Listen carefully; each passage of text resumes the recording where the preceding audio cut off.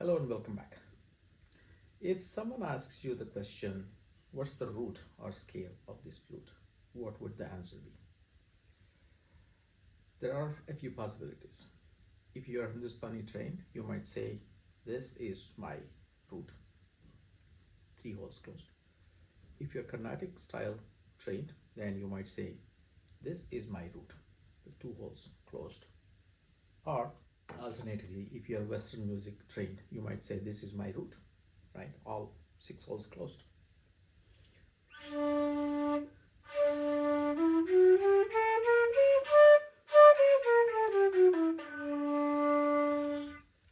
The other possibility is that you might be a free floater and you might say, I don't have a fixed saw, I don't have a fixed root.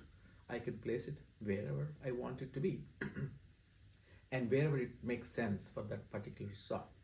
And you would decide based on a few considerations or a few criteria, right? So that's a free floating root option, which is also possible. So the question that we have to ask ourselves is there an absolute root to this instrument, or is it really arbitrary and conventions based? Okay. In order to answer that question, let's keep the flute out of the picture for a while, and let's try a simple piece of music and see how we play that on different roots or different scales. Let's say we have to play this simple tune, Mary Had a Little Lamb, on C major, and we've been practicing it on C major, let's say. So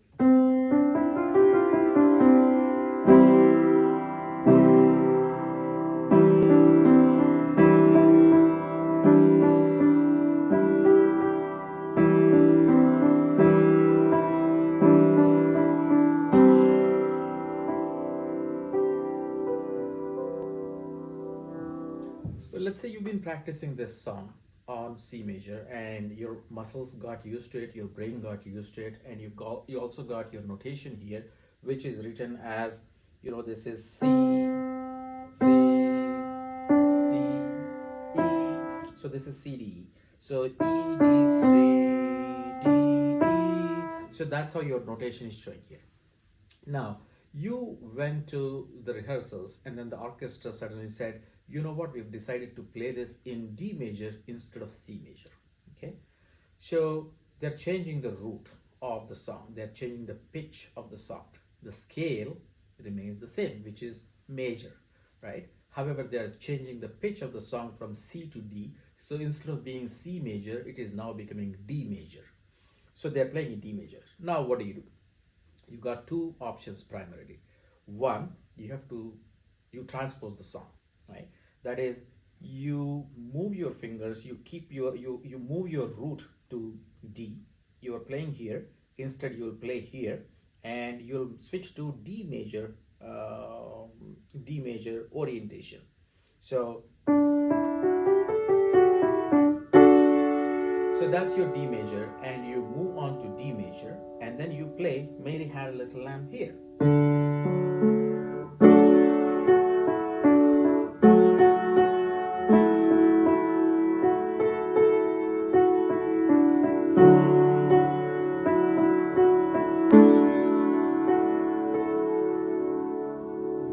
So that's your Mary Had a Little Lamb in D major.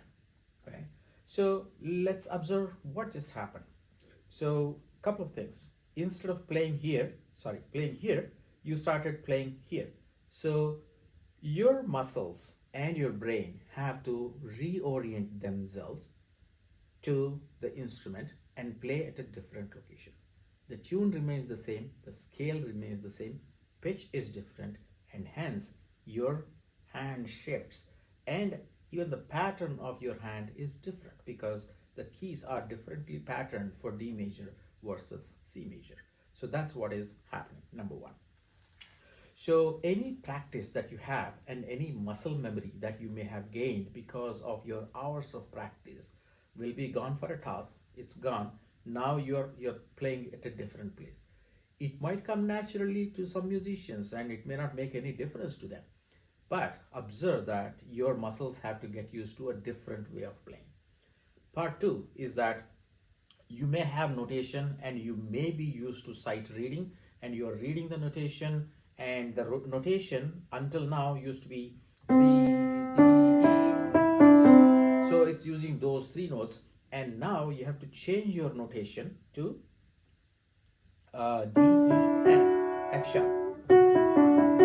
So your notes have changed, so you have to change your notation and use that new notation, or you may have to completely remove the notation and play. Now, one point to observe here is that this changing notation is applicable more to the Western notation. But if you're talking about the Indian style of notation, either Carnatic or Hindustani, then observe that in either case, this is right? So ga re sa re ga ga ga re sa re ga ga. That's your notation, right? Now, if I switch to D major,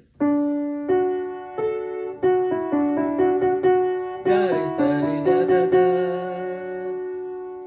the ga, re, sa, those three haven't changed, except that instead of playing at pitch 1, now I'm playing at pitch 2.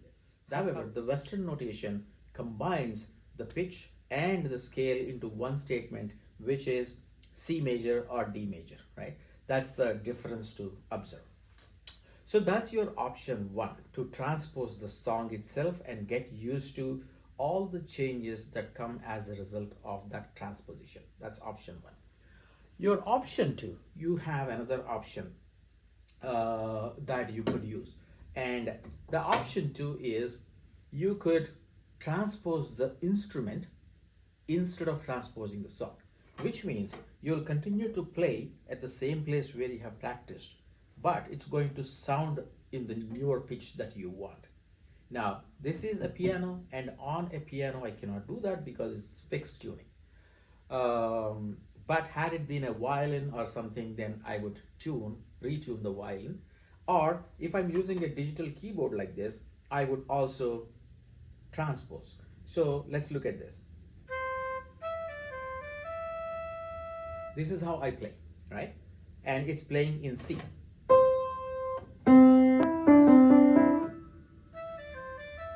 Same thing.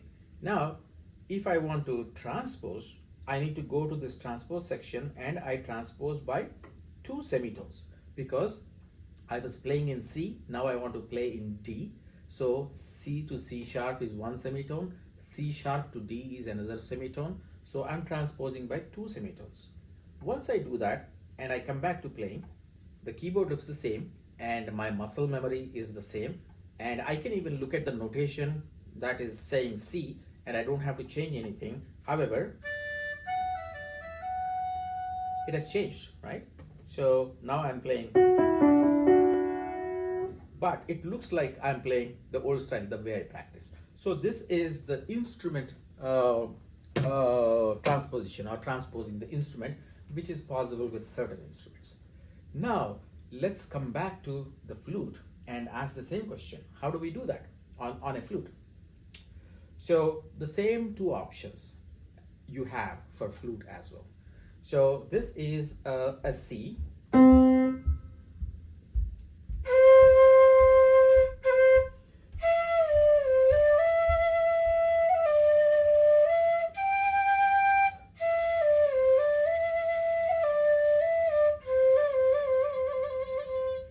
So you could play it like that. Now your orchestra said we're going to play this in D major, right? Now you have 2 options, right? The same 2 options that you had. So number 1 option, you're going to transpose the song, which means you're going to change your fingering. So instead of keeping my root here, right, I'm going to change my root from here to these 2 holes closed, and that I'm going to call my sa, or my root note.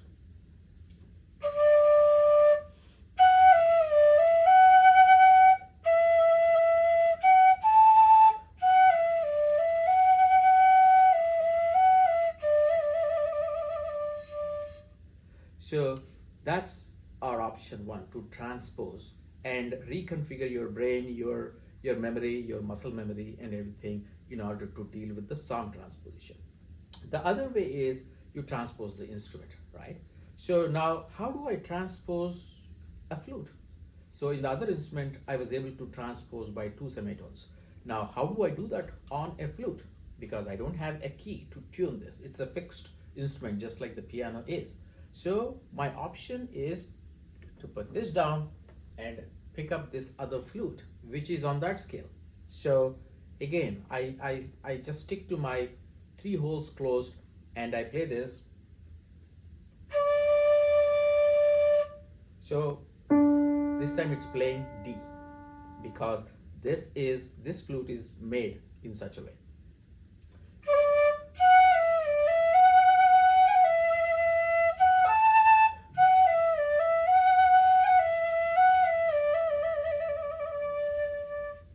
So that's Mary Had a Little Lamb on a D scale flute. Okay, so those are your options. Now, what considerations may have gone, or what considerations should go into deciding which flute you want to pick up and where you want to place your root? Because it's not necessary that you place your root here or here. You can place anywhere. Your root could be here. Your root could be here, or your root could be this, depending on the song, the piece of music that you're playing, and the raga or the scale that it is set to. Certain positions become easier. So what are your considerations? Number one consideration is the range of the music that you're playing, the range of notes that you're playing. So we all know that this is your lowest note, right? So I cannot go below this. So if my song requires going below this, then I should place my root in such a way that I can play my lowest note somewhere here or here, and with that I'm able to cover my lowest note. Similarly, my highest note is fixed on the high end, and I need to set my root in such a way that one piece of music I'm able to play without having to change the flute in between, accommodating my highest and lowest notes. So that's one consideration. Then the second consideration is the expression in the music. So when you are playing this particular piece of music, there are places where you want that smoothness, that expressiveness, something like, right? And now if you break that here, you don't want to do that. So you really want it to sound smooth, part one. The other thing is, maybe you have to do some half holing in this particular song. And if this half holing, if it comes here, then it may be posing some challenge to you in a fast passage. Whereas if you shift, maybe that half holing comes here, because remember, this is a semitone. From here to here, it's a semitone. So since it's already a semitone, you may be able to do that half holing just by using a single finger and without really having to do a half holing, right? So it all depends on, number one, the raga or the scale of the piece that you're playing, and also the modulation of the pitch that you're doing in the song at various places. You want to pick your root in such a way that the modulation is very nice, it's very expressive, very sweet, right? Or these are the considerations that you would use in picking up your flute, as well as the root of the piece that you want to play on that specific flute. So in summary, there is nothing absolute about the root of this instrument. There is nothing absolute. It's only conventions based on the training system that you have. You may place it at certain point, and you may consistently follow that for communication with your guru and with your peers and such. But absolutely, there is no reason to place the sa there. That's part one. Though it's a good practice to place the sa at one place, because it gives you some standardization in many ways. So it's a good practice. But when needed, you should be able to break the practice and then be able to place your root anywhere else. So there is no absolute root to this instrument. It's a floating root in reality. Okay, that's part one. Then the second aspect is that when you are playing a piece of music, you select your flute as well as the root on that flute, considering a few factors.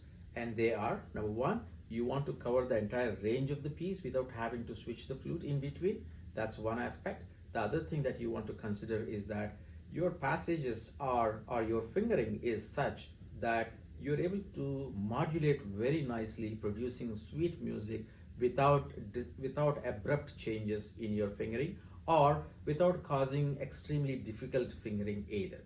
These are, in a future video, I'm going to show you, if you practiced a particular song at a particular location, placing your root at a particular location, and now you want to change the scale, and you want to pick a different flute. How do you go about that?